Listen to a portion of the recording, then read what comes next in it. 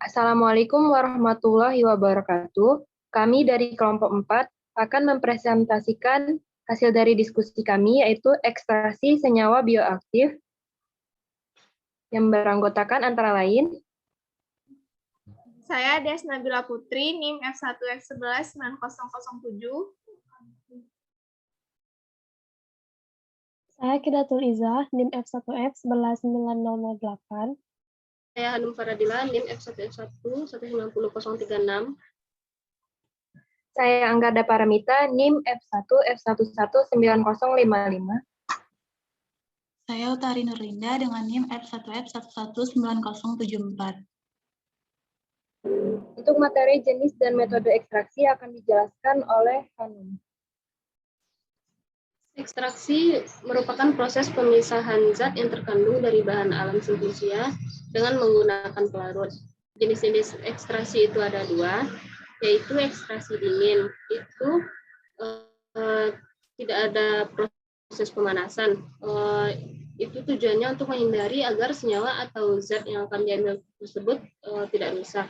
Contoh metode ekstraksi dingin yaitu maserasi dan perkolasi. Yang kedua ada ekstraksi panas. Ini menggunakan suhu yang tinggi supaya mempercepat proses penyaриan. Contoh metodenya yaitu reflux, soklet, digesti, dan infusa.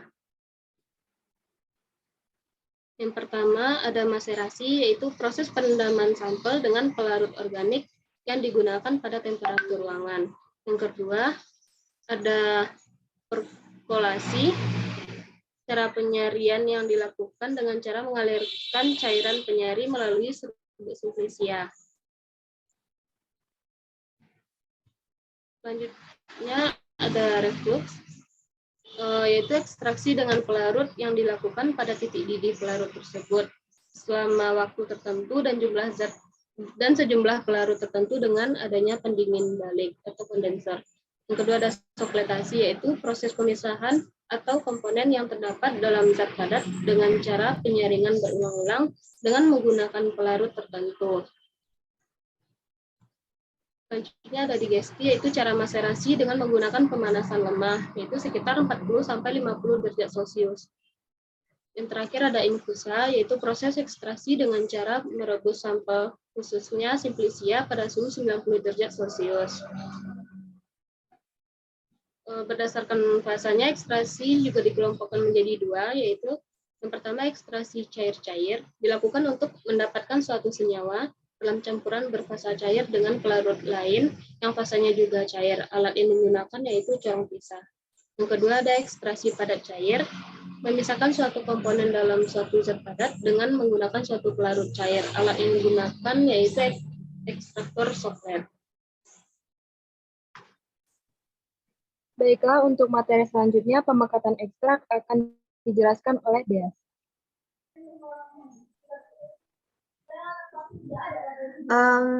Pengertian pemekatan. Pemekatan merupakan suatu proses peningkatan konsentrasi senyawa terlarut dengan cara penguapan, di mana akan dihasilkan ekstrak yang pekat, dapat berupa ekstrak kental maupun ekstrak kering. Metode pemekatan dapat dilakukan dengan evaporasi. Evaporasi merupakan proses menguapnya pelarut dari cairan akibat proses pemanasan. Tujuan dari evaporasi adalah memekatkan konsentrasi larutan atau cairan sehingga didapatkan larutan zat cair pekat yang konsentrasinya lebih tinggi. Contoh dari alat evaporasi yaitu evaporator. Contohnya vakum rotary evaporator. Alat-alat yang digunakan untuk proses pemekatan ekstrak yang pertama, contohnya rotary evaporator. Merupakan alat yang berfungsi untuk memisahkan suatu larutan dari pelarutnya sehingga dihasilkan ekstrak dengan kandungan kimia tertentu yang diinginkan, menurut Senjaya dan Wahyu 2008. Prinsip kerja dari rotary evaporator didasarkan pada titik didih pelarut dan adanya tekanan yang menyebabkan uap dari pelarut terkumpul di atas, serta adanya kondensor yang menyebabkan uap ini mengembun dan akhirnya jatuh ke tabung receiver flask. Setelah pelarutnya diuapkan, akan dihasilkan ekstrak yang dapat berbentuk padatan atau cairan. menurut Nugroho et al. 1999.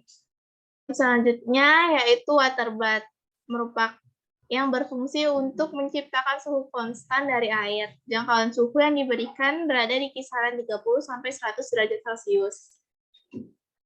Menurut Putri et al. 2019,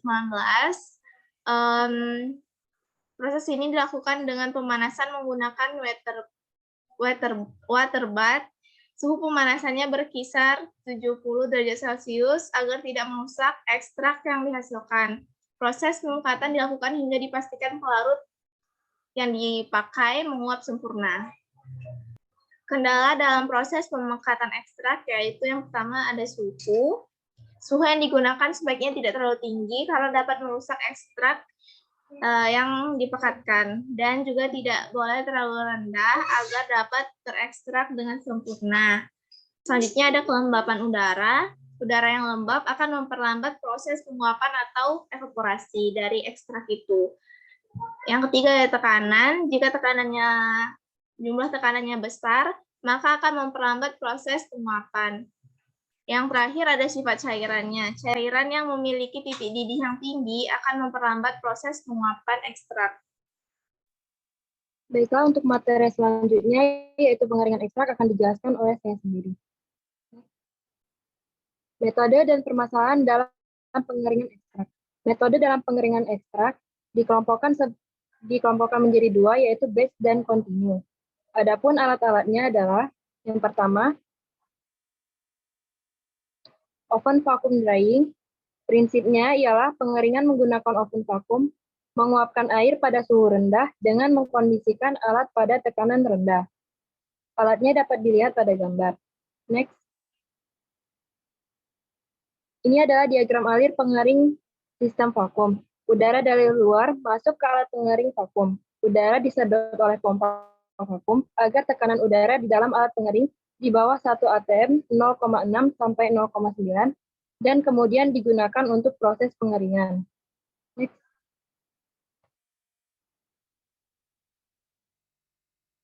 Selanjutnya adalah rotary vacuum evaporator, bekerja dengan meningkatkan laju evaporasi dari pelarut dengan mengurangi tekanan untuk menurunkan titik didih pelarut, memutar sampel untuk meningkatkan luas permukaan efektif dan memanaskan larutan. Prinsip kerja dari alat ini didasarkan pada titik didih pelarut dan adanya tekanan yang menyebabkan uap dari pelarut terkumpul di atas, serta adanya kondensor atau suhu dingin yang menyebabkan uap ini mengembun dan akhirnya jatuh ke tabung penerima atau receiver gas. Selanjutnya adalah spray dryer. Prinsipnya adalah memperluas permukaan cairan yang akan dikeringkan. Teknik pengeringan ini memfasilitasi perubahan suatu sampel dari bentuk cairan ke bentuk kering dengan menyemprotkan sampel ke hot drying medium atau aliran udara panas. Proses pengeringan ini termasuk proses pengeringan kontinu. Sampel yang digunakan dapat berupa cairan, suspensi, dispersi, atau emulsi. Selanjutnya adalah fluid bed dryer.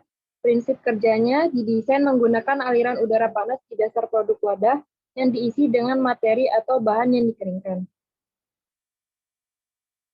Metode ini cukup efisien untuk proses pengeringan dibanding dengan spray dryer karena menghasilkan produk yang kering, yang seragam, dan cepat dengan menggunakan suhu yang tinggi. Selanjutnya adalah vacuum belt dryer. Prinsipnya didasarkan pada bahwa penguapan terjadi lebih cepat pada tekanan rendah daripada tekanan tinggi.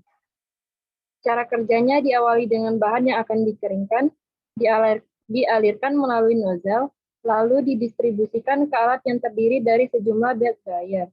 Bahan akan segera membentuk butiran atau gelembung yang selanjutnya membentuk lapisan-lapisan gelembung.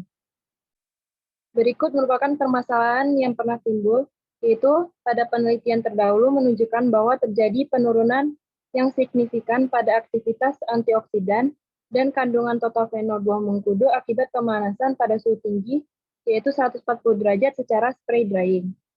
Solusi dari permasalahan ini antara lain untuk adalah pengeringan dengan menggunakan bahan tambahan yang dapat berfungsi sebagai pengering. Bahan pengering yang digunakan pada penelitian ini adalah sintetik amorphous silika. yang banyak digunakan sebagai produk kosmetik, farmasi, dan makanan. Next. Kendala dalam pengeringan ekstrak sendiri diklasifikasikan berdasarkan alat yang dipakai.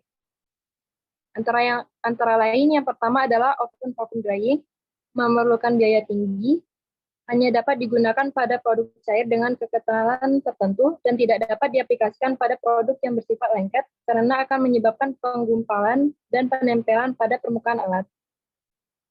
Selanjutnya adalah rotary vacuum evaporator. Alat ini dapat menyebabkan reduksi kurang, tidak ada pemisahan debu yang jelas, serta karakteristik produk kering yang inkonsisten. Selanjutnya adalah spray dryer. Alat ini juga memerlukan biaya tinggi, hanya dapat digunakan pada produk cair dengan kekentalan tertentu saja, dan tidak dapat diaplikasikan pada produk yang bersifat lengket karena dapat menggumpal dan menempel pada permukaan alat. Selanjutnya adalah fluid bed dryer. Kendalanya adalah sulit untuk menggambarkan aliran dari udara panas yang dihembuskan ke ruang pengering. Pencampuran atau pengadukan bahan padatan terus-menerus dapat menyebabkan ketidakseragaman waktu diam bahan, serta tidak dapat mengolah bahan yang lengket. Yang terakhir adalah vacuum dryer, yaitu kendalanya dalam vakum ini memiliki resiko oksidasi selama proses termal dan biaya operasinya yang relatif mahal. Baiklah, untuk materi selanjutnya, parameter mutu ekstrak akan dijelaskan oleh Utari. Baiklah, selanjutnya adalah parameter mutu ekstrak. Jadi suatu ekstrak itu harus memenuhi persyaratan mutu ekstrak yang terbagi atas dua parameter. Slide selanjutnya. Jadi parameter mutu ekstrak itu dibagi jadi dua, ada parameter yang spesifik dan parameter non-spesifik atau parameter umum. Slide selanjutnya. Untuk parameter spesifik itu ada 4. Yang pertama itu identitas. Jadi ini memberikan gambaran awal, memberikan identitas secara seobjektif mungkin, mulai dari nama dan spesifik dari senyawa identitas, mulai dari nama ekstrak, nama tanamannya, bagian tumbuhannya. Kemudian organoleptis itu berarti kita melakukan pengamatan menggunakan panca indera dari bentuknya, warnanya, rasanya. Kemudian senyawa terlarut dalam pelarut. Jadi melarutkan dari ekstrak tersebut dilarutkan ke dalam pelarut alkohol ataupun air untuk menentukan jumlah pelarut yang dianggap identik dengan jumlah senyawa kandungan. Yang keempat itu adalah parameter uji kandungan kimia. Jadi kita akan melakukan screening fitokimia untuk mengetahui gambaran golongan senyawa kimia dalam ekstrak. Slide selanjutnya. Nah, ini adalah salah satu hasil dari uji parameter mutu ekstrak dari jurnal Ilmu Kefarmasian Indonesia dengan judul Penetapan Parameter Mutu Ekstrak yang memiliki aktivitas sebagai antioksidan dari daun cincau hijau. Untuk yang pertama itu adalah hasil pemeriksaan parameter mutu organoleptisnya. Dari situ dapat kita lihat ada bentuknya, ekstraknya kental, warna hijau kehitaman, bau khas, dan rasa yang pahit. Untuk parameter di sebelahnya itu adalah parameter tentang yang dilarutkan dalam air dan etanol tadi, yang melarutkan dalam pelarut tertentu. Di sini dapat kita lihat presentasinya itu jauh lebih besar air dibandingkan etanol. Jadi dapat disimpulkan sebagai perkiraan kasar bahwa kandungan senyawa aktif tersebut itu sifatnya lebih polar karena larut dalam air dibandingkan etanol. Slide selanjutnya. Berikut adalah hasil dari jurnal dengan judul Standarisasi Parameter Spesifik dan Non-Spesifik Ekstrak Etanol Daun Murbei asal Kabupaten Sopeng, Provinsi Sulawesi Selatan.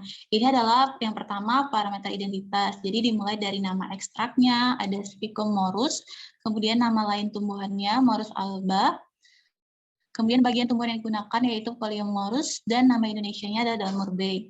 Sedangkan yang terakhir itu adalah tabel hasil uji parameter uji kandungan kimia. Jadi sudah dilakukan screening fitokimia sehingga didapatlah hasil bahwa ekstrak tersebut positif mengandung alkaloid dengan hasil ada endapan dari reaksi Wagner dan drag and drop dan mengandung flavonoid, steroid, serta stanin yang ditunjukkan dengan hasil positif adanya perubahan warna dan endapan.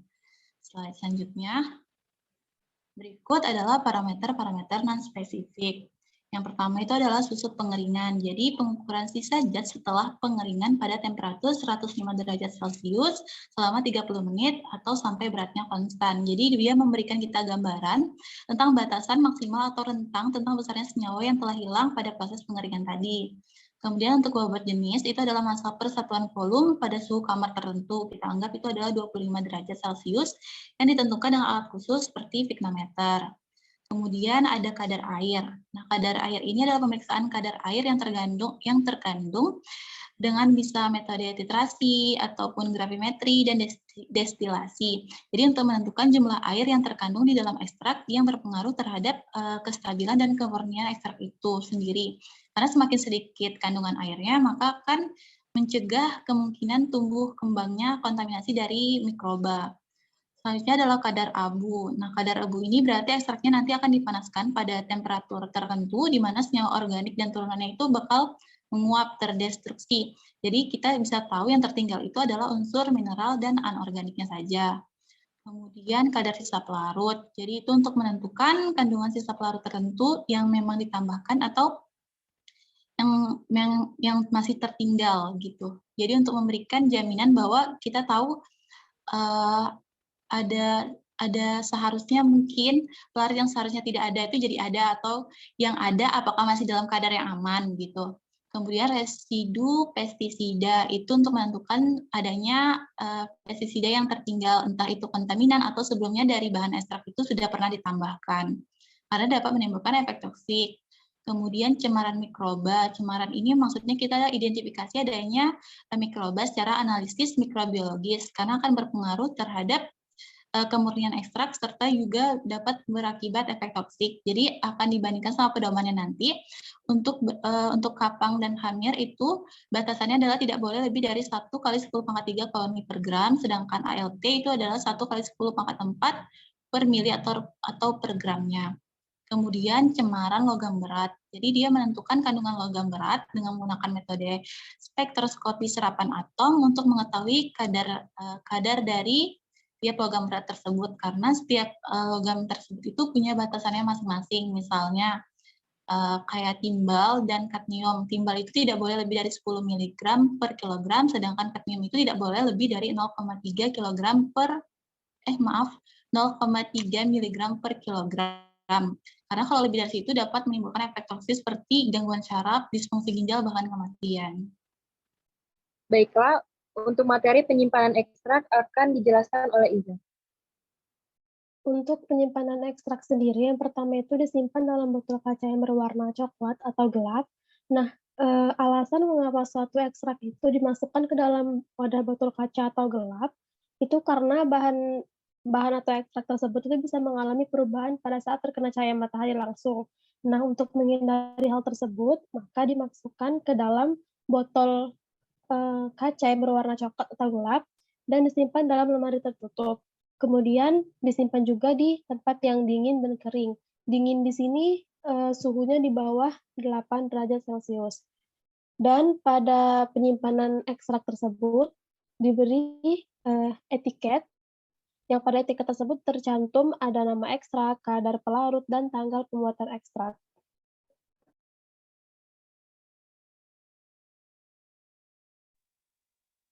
Baiklah, sekian presentasi dari hasil diskusi kami. Kurang lebihnya kami memohon maaf. Wassalamualaikum warahmatullahi wabarakatuh.